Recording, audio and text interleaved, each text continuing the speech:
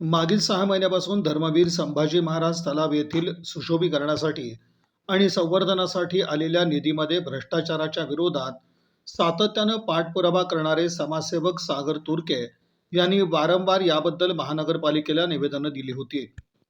2018 मध्ये या तलावासाठी तब्बल 12 कोटी रुपये मंजूर झाले होते आणि खर्च जवळपास 9 ते 12 कोटी दाखवण्यात आले होते. पण प्रत्यक्षात हा खर्च दिसून आला नसल्यामुळं याबद्दल सागर तुर्के आणि त्यांच्या मित्रपरिवारानं आवाज उठवला होता.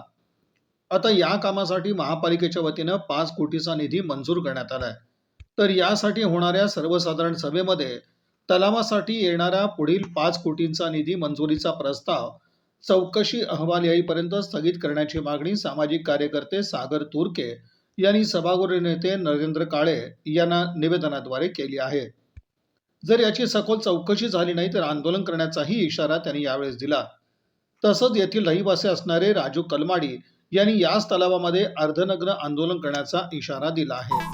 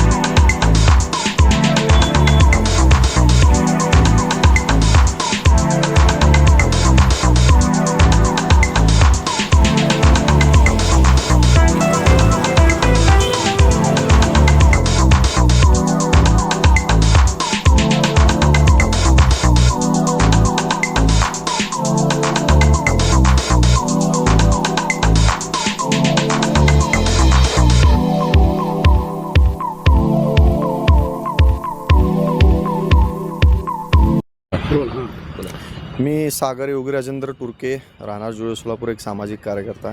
गेले 6 महिन्यापासून जे जुळे सोलापूर विजापूर रोडला छत्रपती संभाजी महाराज कंबर तलाव आहे त्या सुशोभीकरणासाठी 9 ते 10 कोटी रुपये मंजूर झाले होते आणि दुसऱ्या टप्प्यात 5 कोटी रुपयाचे टोटल 17 कोटी रुपये मंजूर झाले होते आणि यात अत्यंत भ्रष्टाचार झालेला आहे. याची चौकशी लावण्याकरता मी सातत्यानं 6 महिने झाले मी महापौर, उपमहापौर आणि आयुक्त साहेब, सभागृह यांच्याकडे सगळ्यांना निवेदन दिलं, लोकप्रतिनिधींना दिलं, आयुक्तांना दिलं.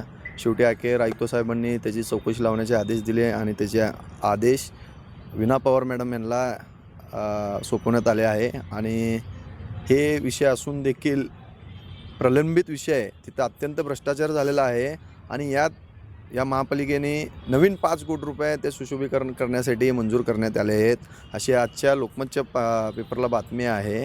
आणि ते येत्या सोमवारी जे बोर्ड मीटिंग आहे महापालिकेत, तिथे ते विषय मांडून ते प्रस्ताव मंजूर करण्यात येणार आहे. त्याकरता मी आज नरेंद्र काळे साहेबांना भेटला. आमच्या त्या प्रभागातील नगरसेवकांना भेटून त्यांना एक निवेदन देण्यात आले की बाबा अगोदरची जी चौकशी चालू आहे त्या चौकशीचंच अजून काय अहवाल आलेला नाही आहे, ते जोपर्यंत येत नाही तोपर्यंत नवीन 5 कोटी रुपये मंजूर करू नका.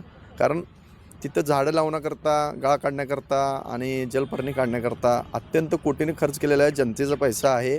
त्याचं चौकशी अहवाल आल्यानंतर आपण 5 कोटी रुपये नवीन मंजूर करा, ही विनंती करण्यासाठी मी आज आलो होतो. वीणा पवार मॅडमकडे पण एक निवेदन देण्यात येणार होतं, पण आता द्यायचं आहे ते मॅडमला.